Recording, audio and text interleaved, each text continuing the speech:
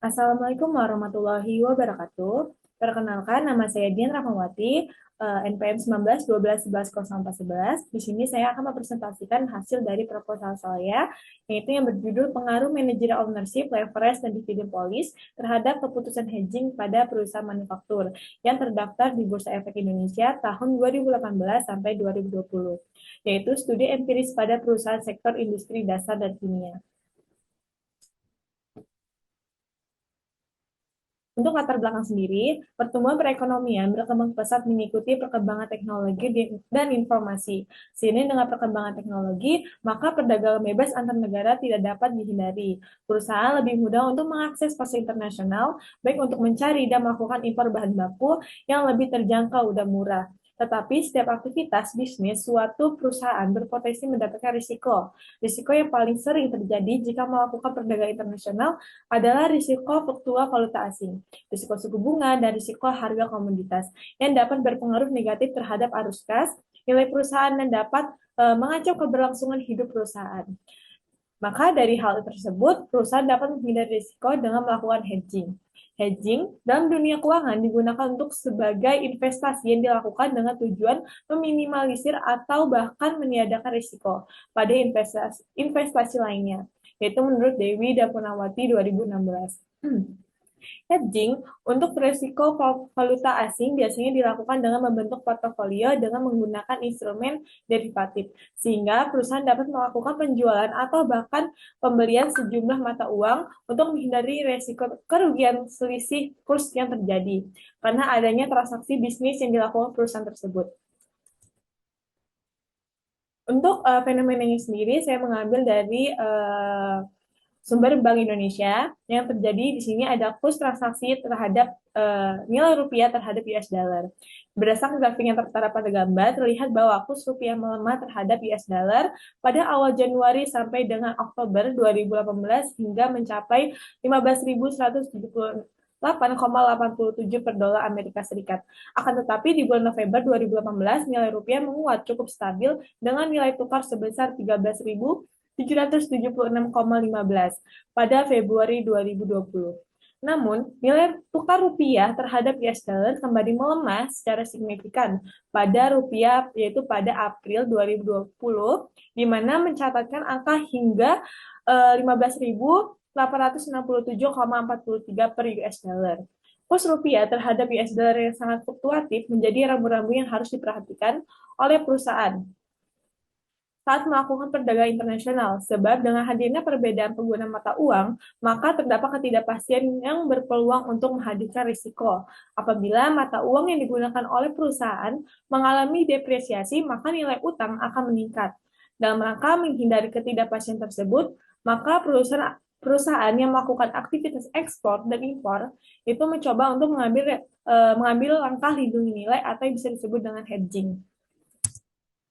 Untuk rumusan masalah sendiri, yang pertama saya menggunakan apakah managerial ownership berpengaruh terhadap keputusan hedging, yang kedua, apakah leverage berpengaruh terhadap keputusan hedging, dan yang ketiga, apakah dividend policy berpengaruh terhadap keputusan hedging.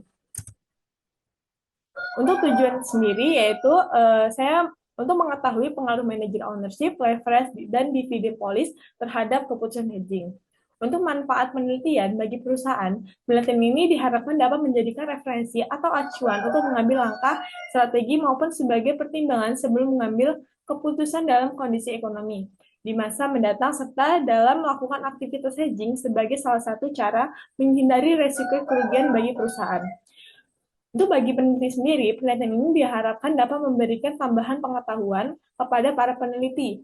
Juga diharapkan dapat memberikan masukan kepada peneliti selanjutnya untuk meneliti keputusan hedging. Untuk teori yang saya gunakan sendiri, saya menggunakan teori keagenan, yaitu atau bisa disebut dengan agensi teori.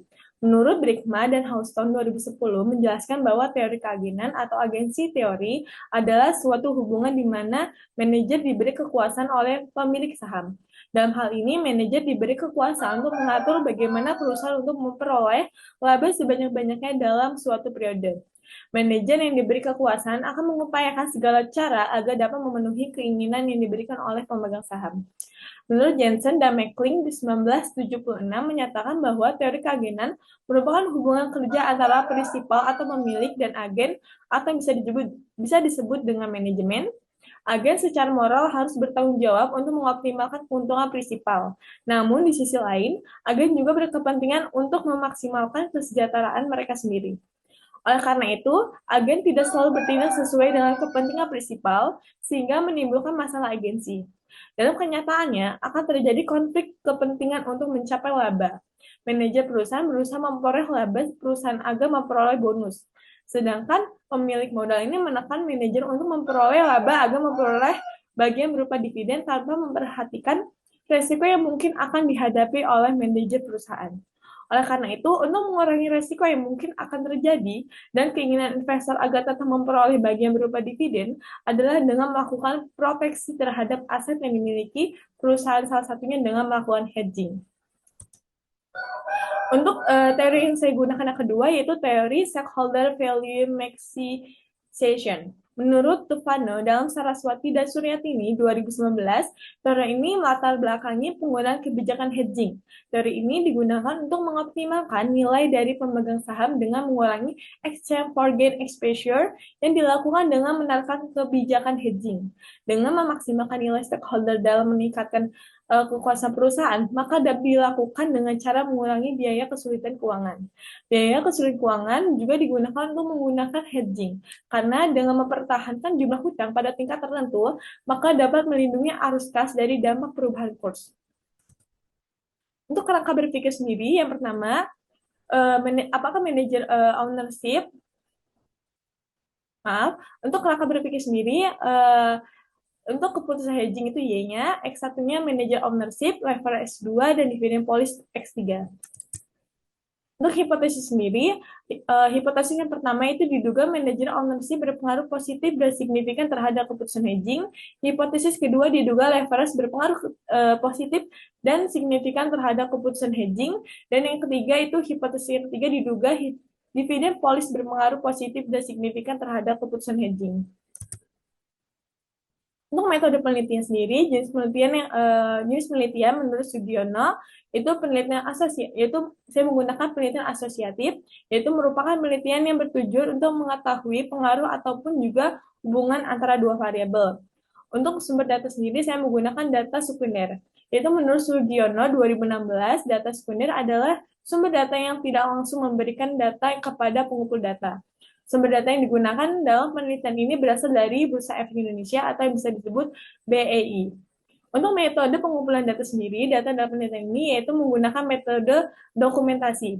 Menurut Ari Kunto 2006, dokumentasi adalah mencari dan mengumpulkan data mengenai hal-hal yang berupa catatan, referensi jurnal, agenda makalah, dan sebagainya. Dalam penelitian ini, data dokumentasi yang digunakan berupa data-data laporan keuangan tahunan yang dikumpulkan pada perusahaan manufaktur yang terdaftar di Bursa Efek Indonesia periode 2018 sampai 2020 pada sektor industri dasar dan kimia yang dimuat dalam www.idx.co.id. Untuk populasi dan sampel sendiri, populasi dalam penelitian ini bersumber dari Bursa Efek Indonesia 2018 sampai 2020 dengan jumlah populasi 166 perusahaan. Untuk sampel sendiri, sampel yang digunakan dalam purposive sampling adalah pengambilan sampel secara sengaja berdasarkan kriteria yang telah ditentukan. Untuk kriteria sendiri saya menggunakan apakah perusahaan manufaktur yang terdaftar apakah ada perusahaan manufaktur yang terdaftar di Bursa Efek Indonesia pada tahun 2015 sampai 2020. Yang kedua, perusahaan manufaktur yang melakukan hedging di BEI tahun 2018 sampai 2020. Yang ketiga, perusahaan yang memiliki kelengkapan data berkaitan dengan variabel penelitian, yaitu manager ownership, leverage, dan dividen policy terhadap keputusan hedging yaitu selama tahun 2018 sampai 2020. Untuk metode analisis data sendiri, untuk hedging sendiri saya menggunakan metode dummy. Untuk manager ownership saya menggunakan kepemilikan manajerial, yaitu sama dengan jumlah saham manajerial dibagi jumlah saham beredar. Untuk referensi sendiri, saya menggunakan total liabilitas dibagi total ekuitas, dan dividen polis ini menggunakan dividen per saham dibagi penghasilan per saham. Untuk uji teknik hipotesis sendiri, saya menggunakan uji parsial atau uji Ward. Uji parsial digunakan untuk menguji apakah suatu variabel bebas berpengaruh atau tidak terhadap variabel yang terikat. Pengujian ini menggunakan uji statistik Ward dan hasil uji regresi logistik.